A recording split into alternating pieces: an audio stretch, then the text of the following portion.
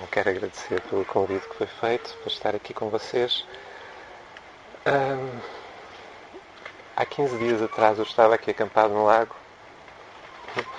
Não me passava pela cabeça que 15 dias depois iria estar aqui a dar uma palestra. Mas foi muito interessante o processo, porque eu senti a aproximação de algo, senti que algo estava em gestação quando eu estive aqui. E geralmente quando eu escrevo algum texto acontece dessa forma. Eu sinto há um processo de gestação do texto. Ele não acontece de imediato, eu sinto que ele se está a aproximar. E isso pode demorar algum tempo. E às vezes digo por brincadeira em que enquanto a alma está lá a escrever o texto numa hora, aqui passa um mês, então eu fico nesse processo de sentindo, mas... E eu estava a sentir a aproximação de algo que veio com o título A Hora da Simplicidade. Eu disse, vai surgir um texto chamado A Hora da Simplicidade. Quando regressei do lago, o José me escreveu a convidar para vir cá e eu disse, bom, então já sei que não é um texto. Não é um texto que se está a aproximar, afinal é uma palestra sobre essa temática. Eu gostava de começar por contar uma história. Esta história eu dei como resposta a alguém há 10 anos atrás. E eu começo por contar essa história porque acho que ela tem muita síntese do que tem que ser dito hoje aqui. Ela sintetiza um pouco o que tem que ser dito hoje aqui. E essa história foi uma resposta que eu dei a alguém que me escrevia e que queria saber muito sobre a civilização de Vênus. A pessoa estava muito interessada em saber como era a civilização de Vênus. Havia um entusiasmo genuíno em querer saber como é que era. E quando eu recebi essa indagação e essas perguntas, eu parei e pensei em que é que pode ser importante para o desenvolvimento deste ser ter este conhecimento, como é a civilização de Vênus, o que acontece, em que é que isto pode ajudá-lo no seu processo de contacto consigo mesmo e de contacto com a vida que está em torno. E como resposta a ele, eu contei esta história com que eu vou começar. E nesta história havia este grupo de amigos que decidiram um dia ir juntos a um topo de uma montanha onde se dizia que haviam naves, que se avistavam naves no topo daquela montanha. E eles reuniram-se e foram todos muito entusiasmados para o topo da montanha, com as suas máquinas fotográficas e com as máquinas de filmar, e foram para lá para contactar com as naves. E quando chegaram lá, as naves realmente apareceram. Elas se manifestaram, eles viram, elas estavam ali. E eles ficaram exuberantes com aquilo. E era fotografia atrás de fotografia. Mas houve um deles que ficou mais afastado. Que não estava ali no meio deles partilhando aquele entusiasmo, estava mais afastado. E um dos outros, achando estranho, porque aquele não estava ali também tirando fotografias e partilhando aquele entusiasmo, aproximou-se dele e perguntou-lhe, mas não viste as naves? Elas apareceram, não é incrível? Porque não vens para junto de nós? E ele simplesmente respondeu, eu vi quando elas apareceram, mas não estava a dar muita atenção, porque estava a olhar para aquele pássaro tão bonito que pousou no tronco daquela árvore. Esta é a nota. Esta é a nota do que é a hora da simplicidade. As naves estão ali, elas são uma realidade, elas são manifestação da vida, mas o pássaro é exatamente a mesma manifestação dessa mesma vida. Ele não é menos do que a nave que está no céu. E se nós muitas vezes nos deixarmos levar por esse fascínio e por esse deslumbre que muitas destas realidades internas podem nos trazer, nós acabamos por não conseguir contemplar a beleza que é aquele pássaro na árvore. A beleza que é aquela vida que se está manifestando e que nós não ficamos ali porque estamos de alguma forma fugindo da própria vida. Eu às vezes digo que muitas vezes nós acabamos por usar a espiritualidade e o conhecimento espiritual, às vezes funciona quase como um alibi para nós fugirmos da vida. Se nós não tivermos essa capacidade de ficar nessa simplicidade de quem está a contemplar aquele pássaro. Nave e pássaro aqui podem ser vistos como metáforas. Tem muitos desdobramentos do que isto significa.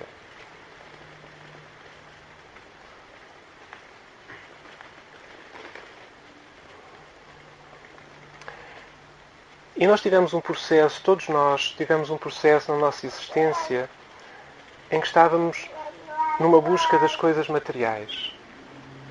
Em que este vazio que estava dentro de nós, em que esta sede por algo que nós não sabíamos o que era, que nós íamos preenchendo lá fora, nas coisas materiais. E íamos tentando, de alguma forma, comprando essa felicidade com as coisas que íamos adquirindo e com os objetos que íamos adquirindo. E aquilo acabava sempre por se transformar em construções de areia. Porque quando nós agarrávamos e já tínhamos, aquilo desfazia-se. E era necessário outra coisa.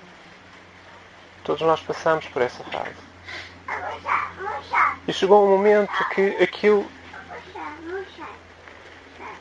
não preenchia mais nada. Esse vazio continuava ali.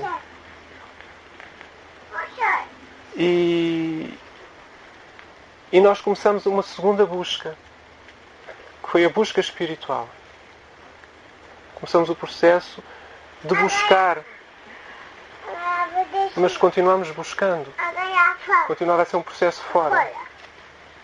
Nós continuávamos tentando nos buscar essa nutrição, buscar preencher esse vazio, continuava a ser fora. Era uma busca espiritual, mas era fora. Então nós íamos de conhecimento em conhecimento, íamos acumulando esses conhecimentos, íamos usando isso como instrumento para nos encontrarmos. Mas com o tempo nós percebemos que o vazio continuava cá. Que todo aquele conhecimento espiritual adquirido, ele não nos punha em contacto com essa essência dentro de nós. Que aquele conhecimento espiritual adquirido, que podia ser um instrumento importante para que a nossa personalidade pudesse afinar com determinadas realidades, ele acabava por ser uma bagagem que nós estávamos a pôr sobre os ombros. E toda a bagagem que colocamos sobre os ombros, seja algo material, seja algo espiritual, é um peso. A algum momento temos que tirar esse peso. Se o conhecimento espiritual que eu adquiri é esta bicicleta na qual eu monto e caminho e que me leva até a entrada do templo e tem essa função, eu não posso entrar com essa bicicleta dentro do templo. Eu tenho que deixar a bicicleta à porta, tenho de descalçar os sapatos e entrar no templo. Mas a bicicleta tem que ficar à porta. Ela teve uma função e uma utilidade, mas ela tem que ficar à porta. O contacto com essas realidades internas, ele não acontece e não é medido por aquilo que nós conhecemos sobre essas realidades. Não é isso que mede a minha capacidade de contactar o que quer que seja. Tem uma função e tem uma utilidade, mas não é isso que mede, nem é isso que faz que o contato aconteça. Ninguém pisa o solo sagrado de uma realidade interna, Lis ou qualquer outro, ninguém pisa esse solo sagrado com o glossário esotérico Trigarim na mão. E nós podemos estar ali dentro do porteiro a protestar. Como é que eu não entro? Se eu sei tudo o que aqui está escrito. Como é que eu não entro? Se eu ouvi todas as palestras sobre estas realidades. Como é isso? Não entro como? E certamente que o porteiro vai nos olhar nos olhos e vai dizer: então chegou a hora de deixar de saber tudo isso. Regressa. Deixe de saber tudo isso e depois volte cá. E enquanto nós estamos ali diante do porteiro a protestar, a Dona Mariana da Mercearia, que que nunca ouviu falar em lis na vida, nem sabe o que é um centro interterreno, entra direto. E o porteiro nem a manda parar na porta. Nem a manda parar na porta. Ela entra direto e pisa aquele solo. A Dona Mariana da Mercearia, que nunca ouviu falar em lis na vida, nem sabe o que é um centro interterreno ou uma nave, pisou aquele solo. E o que a Dona Mariana da Mercearia faz é aquela coisa tão chata e tão antiga, que é todas as noites pegar num terço e orar. Muito simples. Despido de todos os neons da espiritualidade moderna. É só um terço e orar. E ela entra e os seus pés pisam aquele solo. E nós estamos ali com o glossário na mão a protestar. Como? Não entro. Tantos anos a estudar tudo isto.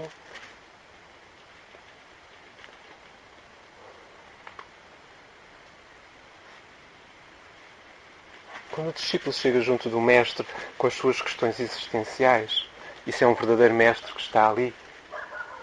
E ele quer indagar o mestre sobre os segredos da vida. O que o mestre lhe faz, naquele instante, é dar-lhe uma vassoura para a mão e mandá-lo varrer o pátio do templo. O mestre não está minimamente preocupado em colocar na sua mente nenhum tipo de conhecimento. Ele dá-lhe a vassoura para a mão e vai varrer o pátio do templo. Porque tu não vais chegar lá com o conhecimento. Tu chegas lá com a tua experiência direta na vida. Com aquilo que a vida te apresenta a cada instante. Como necessidade a ser suprida a cada instante.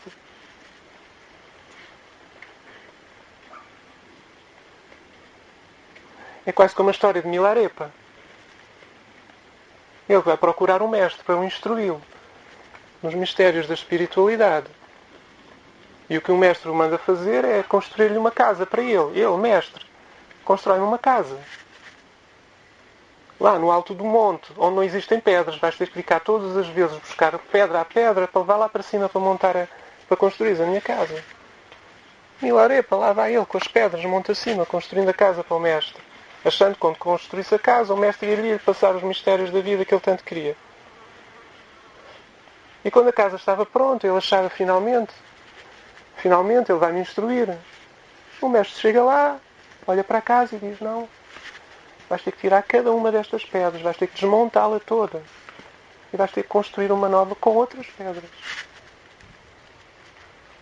Isso não foi construído com amor. O teu coração não está em nenhuma destas pedras que aqui estão. E o Arepa lá ficou meio revoltado. Mas depois lá acatou, lá vai ele, monte abaixo, buscar pedra a pedra. Para montar aquela casa e colocar o seu amor em cada pedra que ele colocava ali. E quando a casa estava construída finalmente, não havia mais necessidade dele de nenhum conhecimento. Ele já não tinha necessidade de receber nada do mestre. Tudo o que ele tinha recebido estava ali. Em cada pedra que ele colocou naquela construção. Quando nós percebemos que qualquer centro espiritual que seja realmente conectado com estas realidades internas, em qualquer um desses centros espirituais realmente conectado com estas realidades internas, que nós chegamos a um centro desses e não vemos ninguém passar um dia a meditar, nós não vemos ninguém passar um dia a ler livros ou a estudar estes assuntos espirituais. Nós vamos a um verdadeiro centro espiritual e as pessoas estão a trabalhar. É Karma Yoga, desde o acordar até à noite. E lá pelo meio, nas pausas, pode acontecer alguma coisa dessas. Mas é Karma Yoga. De manhã à noite. Karma Yoga. A ação consciente.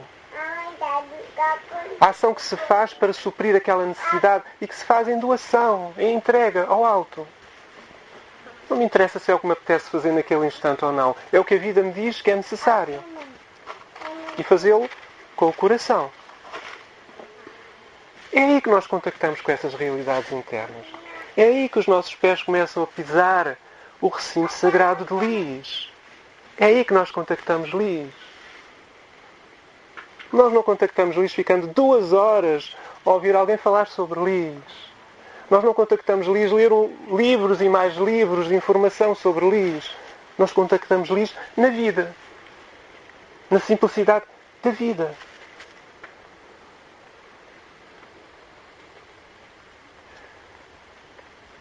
Os tempos de hoje, eles pedem essa simplicidade.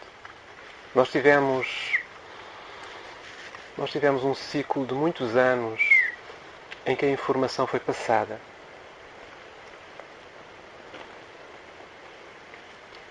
E essa bicicleta foi disponibilizada.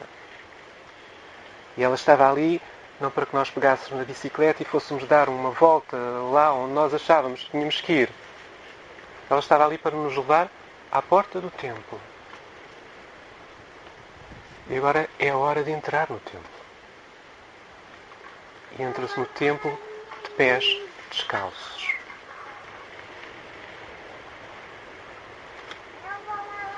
Não são, eu quase diria que não são tempos de ir à procura do mestre, que nos possa passar as instruções. É o tempo de humildemente chegar à Dona Mariana da Mercearia e perguntar como é que ela faz.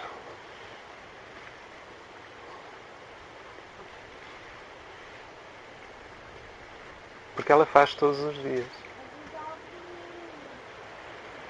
Faça chuva, faça sol, apeteça, não lhe apeteça, esteja doente, não esteja doente, todos os dias ela está ali com o seu terço, fazendo as suas orações. Nunca ouviu falar em Lis. Nem sabe o que é um centro intraterreno. E os seus pés estão lá.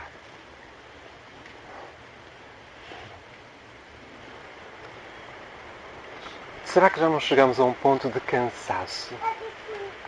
Será que não há um ponto do nosso ser que traz este imenso cansaço de todo o conhecimento acumulado?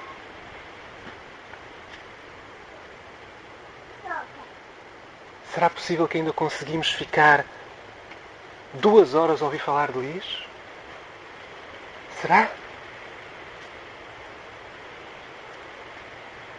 Será que ainda conseguimos folhear um livro que nos está a falar de Lis? Será? Ou será que é hora de contactar Lis na vida? Que é o único lugar onde ela está. Contactar Lis na simplicidade com que eu desempenho uma tarefa como preparar uma refeição. Como cuidar de uma criança. Nessa simplicidade.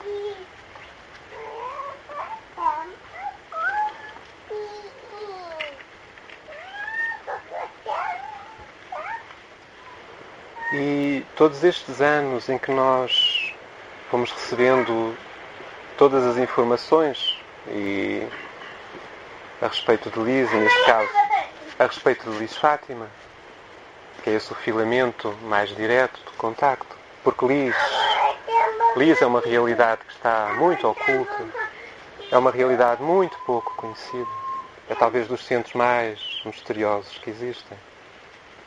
E ainda bem, porque assim não temos que nos desfazer do conhecimento se ele já tivesse chegado e podemos chegar lá puros. Então todo esse ciclo de Lis Fátima que trouxe esse conhecimento, ele foi importante, mas agora o novo ciclo que é ligado a Lourdes, o novo ciclo que é Lis Lourdes, que traz essa energia de Francisco muito forte, o que nos pede é o esvaziar.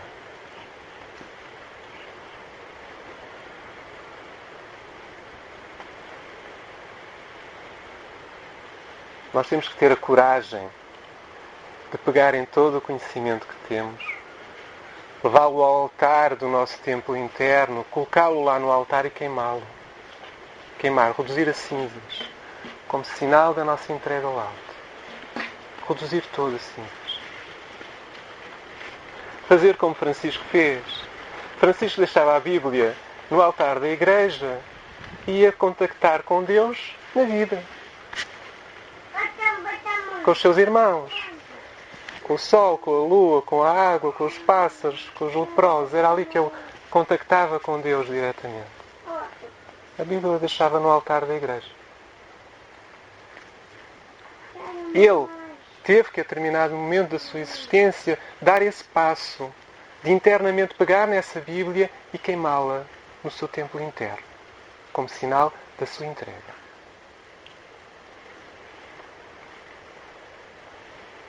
Temos nós a coragem de fazer o mesmo?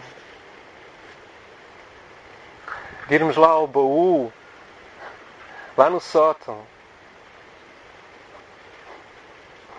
onde estão todas aquelas folhas escritas pelo nosso punho, sobre o que nós conhecemos, sobre o que achamos que conhecemos, sobre as nossas aspirações, como achamos que as coisas vão ser ou devem ser. Pegarem tudo esse maço de conhecimento que nós temos e todas as coisas que nós achamos que é, pegarem tudo e reduzir tudo isso a cinzas, tudo. E ter a coragem de pegar numa única folha em branco e lançá-la ao vento. Deixar que o vento escreva a nossa verdadeira história. Temos a coragem de fazer isso. Este novo ciclo traz a energia de Francisco muito, muito forte. Ele só nos pede isso. O contacto com a vida.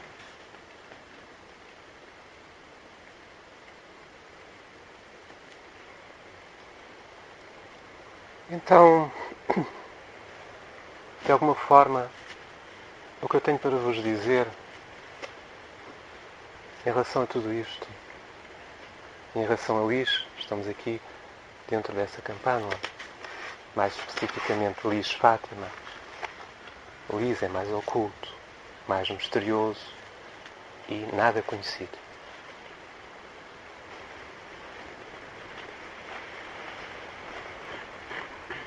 Então a mensagem que eu tenho para passar aqui, não me vou alongar mais, também não há mais para dizer, é: vamos esquecer Lis para podermos viver Lis. Vamos tirar Lis das nossas mentes para podermos contactar Lis nos nossos corações. E só contactamos Lis aqui, na vida. Nessa vida da qual nós tantas vezes fugimos. Essa vida da qual nós tantas vezes usamos a espiritualidade como alibi para fugirmos.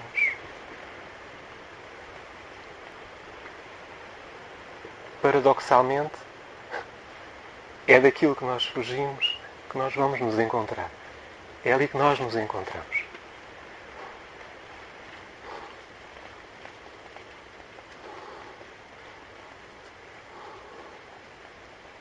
Esquecer Lis